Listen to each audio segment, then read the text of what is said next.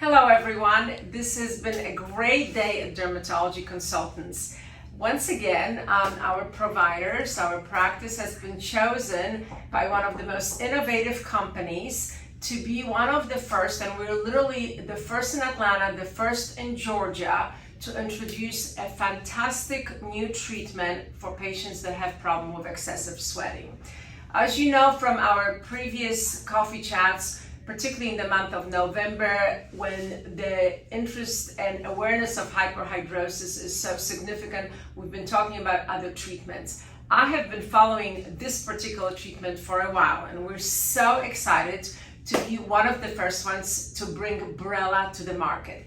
And even more so, I am so thrilled and honored that we get to chat with Niquette Hunt, who is the CEO of Candesant, the maker of Brella. She spent the morning with us, and please welcome to our practice. Thank you for finding the time. Well, thank you so much for having me. It has been a wonderful morning interacting with this amazing team that you've developed here. And we are thrilled to partner with you to bring Brella to the Georgia-Atlanta market. Well, so thank you. We are so thrilled to have you. And of course, everybody wants to know about my wonderful guest. So let's chat about you before Brella. Tell us a little bit, Nikki, a little bit about your journey to Candesant. So I've been in the aesthetics field for about 20 years, even though we don't love to say numbers in this business, do we? And prior to founding Candesant, I worked at a botulinum toxin company. And one of the many things that botulinum toxin is indicated for is hyperhidrosis. Right. But we also recognize that while it's a great treatment, there's still some people who don't love needles. And it's a huge unmet need.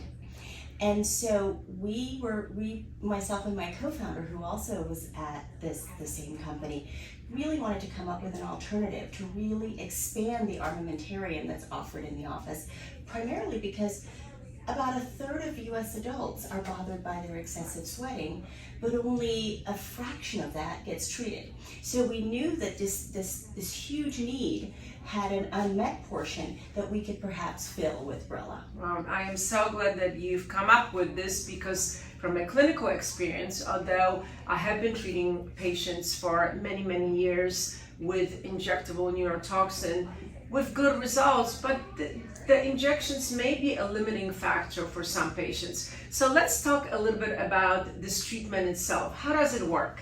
So the treatment is basically, it's based on the principle that the alkali metals, one of which is sodium, when they interact with water, they generate energy. So our patch, the 3-minute patch, is made out of pure sodium. And when you put that patch onto a dry underarm, because it's indicated for underarm sweating, the only place, think of the way that I like to describe the technology is, if you think of this as a sweat duct, and the very tippy top of that sweat duct is the pore, which is at the surface of the skin.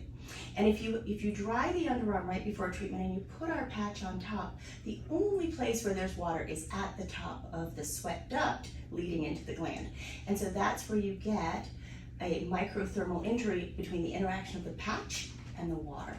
Wonderful. So you get a very targeted deposition of thermal energy exactly where the water is. And I know we have a great video playing showing exactly the mechanism of action. So it's so interesting. You know, sometimes simple things are not so simple, they are so clever, but a great clinical success. And we will be playing a video shortly of a patient treated. But let's talk about the treatment. Just describe quickly, you know, how this is applied and how long does the treatment take? Sure. So the treatment itself probably takes, I'm going to say 15 minutes end to end in the office.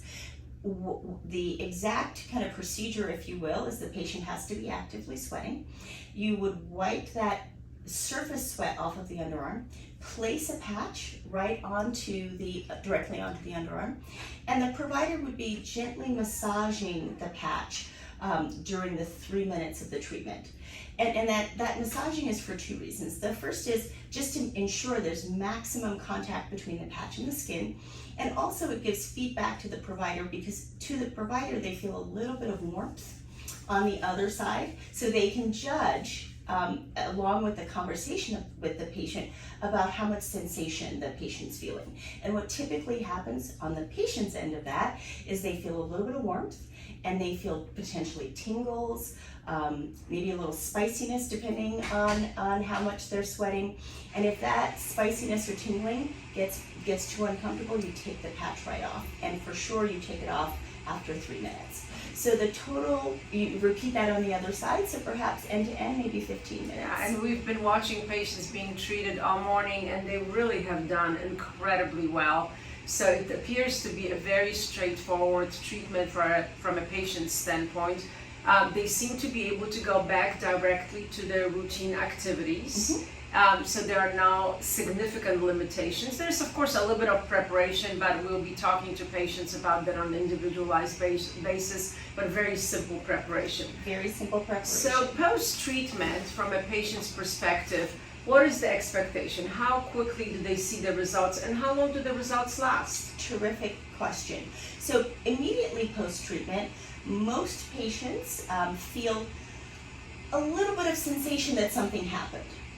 Perhaps people have described it as perhaps I just got a wax, or something happened, so to speak. So you know something happened, but it's not necessarily hurting.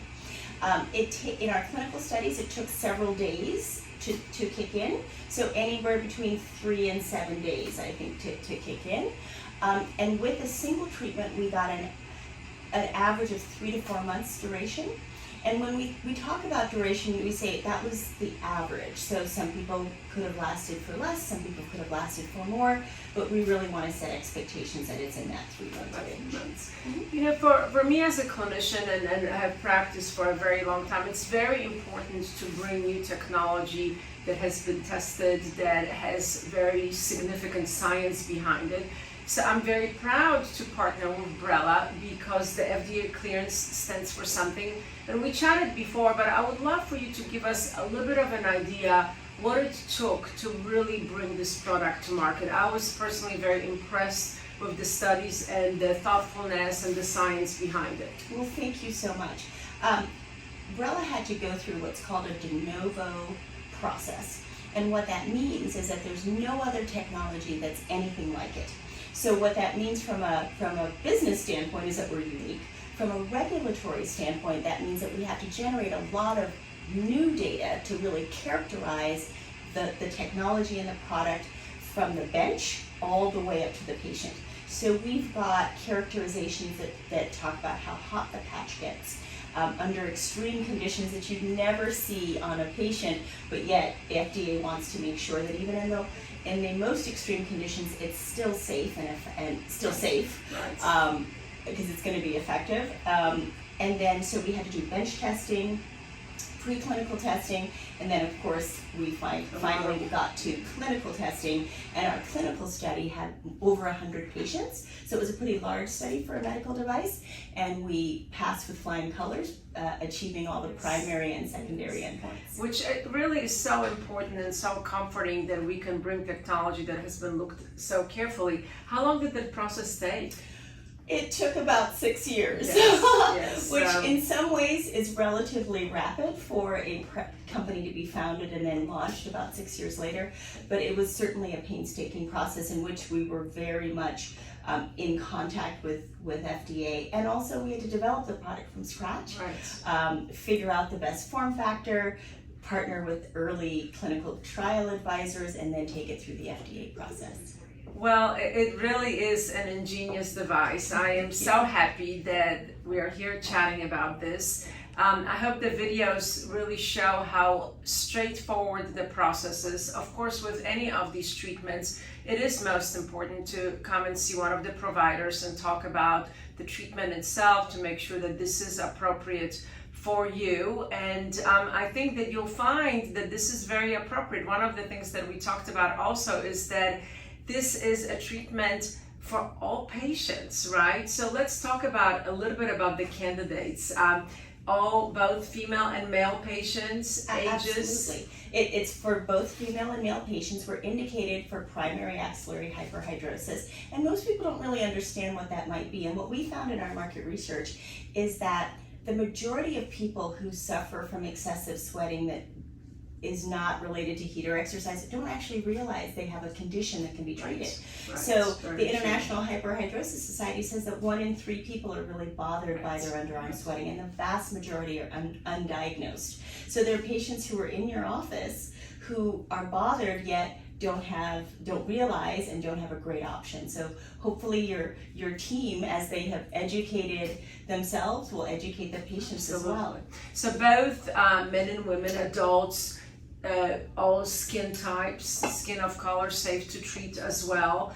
As I always say, we're so proud that in our practice we have a great diverse group of patients that we take care of. So it seems like if this is the treatment that's appropriate, it's applicable and appropriate for you. Yes. Well, thank you, Nikki, for spending the morning with us. We're so Thank you honored. for having me. I am so excited. Once again, we are one of the first, and we are ready to teach you about this great new treatment and treat you as well. Come see us.